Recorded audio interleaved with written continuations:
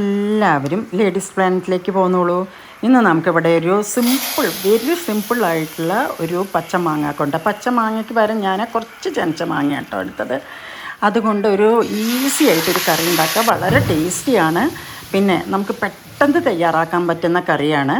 അതുകൊണ്ട് നമുക്ക് ചിലപ്പോൾ പെട്ടെന്ന് എവിടേക്കെങ്കിലും പോകണമെന്നുണ്ടെങ്കിൽ ഇത്തിരി വിസ്തരിച്ച് കറി വെക്കാനൊന്നും നേരമില്ല എന്നുണ്ടെങ്കിൽ നമുക്ക് പെട്ടെന്ന് തയ്യാറാക്കി എടുക്കാൻ പറ്റുന്ന ഒരു കറിയാണ്. അപ്പോൾ നമുക്ക് ഇത് എങ്ങനെയാണ് ഉണ്ടാക്കുന്നതെന്ന് നോക്കാം. അതിനായി ഒരു മൺചട്ടി അടുപ്പത്ത് വെച്ചു. അതിലേക്ക് കുറച്ച് എണ്ണ ഒഴിച്ച് എണ്ണ ചൂടായപ്പോൾ ഞാൻ കുറച്ച് കടുകും ഉലുവയും ഇട്ടു.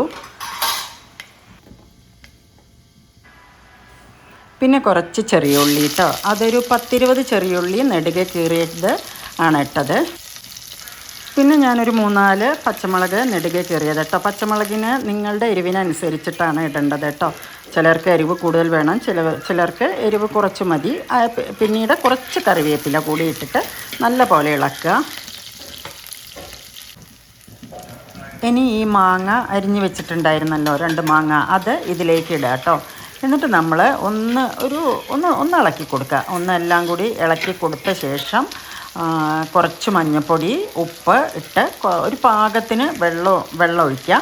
എന്നിട്ട് വെള്ളം ഒഴിച്ചിട്ട് അടച്ച് വെച്ച് വേവിക്കുക. അതിനുശേഷം ഇതിലേക്ക് ഒരു അരപ്പ് തയ്യാറാക്കണം. അതിനായിട്ട് ഒരു അരമുറി നാളികേരം എടുത്തു കേട്ടോ. അതിലോട്ട് ഞാൻ ഒരു കഷ്ണം ഇഞ്ചി ഇട്ടു, 5-6 ഉള്ളി, ചെറിയ ഉള്ളി കേട്ടോ. പിന്നെ നമ്മൾ ഇടേണ്ടത് ഇതിലേക്ക് കുറച്ച് ഒരു 3/4 ടീസ്പൂൺ ജീരകം, പിന്നെ വേണ്ടത് ഒരു 3-4 പച്ചമുളക്. അത് അങ്ങോട്ടോ ഇങ്ങോട്ടോ കൂടിയാലും കുറഞ്ഞാലും കുഴപ്പമില്ല. പിന്നെ ഒരു 1/2 ടീസ്പൂൺ 3/4 ടീസ്പൂൺ കുരുമുളക്. ഇതെല്ലാം കൂടി നല്ല ഫൈൻ പേസ്റ്റായിട്ട് ഇതൊന്ന് അരച്ചെടുക്കണം കേട്ടോ.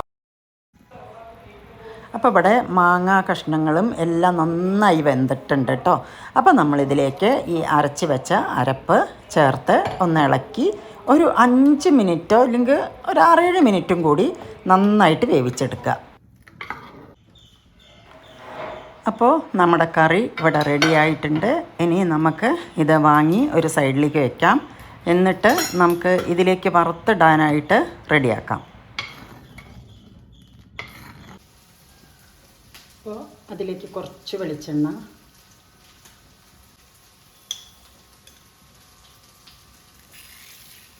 കടുക്, ലേശ ഉലുവ,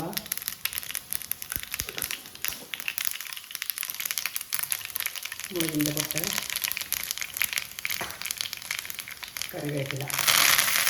കടുക് പൊട്ടി തീ ഓഫ് ചെയ്ത ശേഷം ഒരു ലേശം മുളക് പൊടി,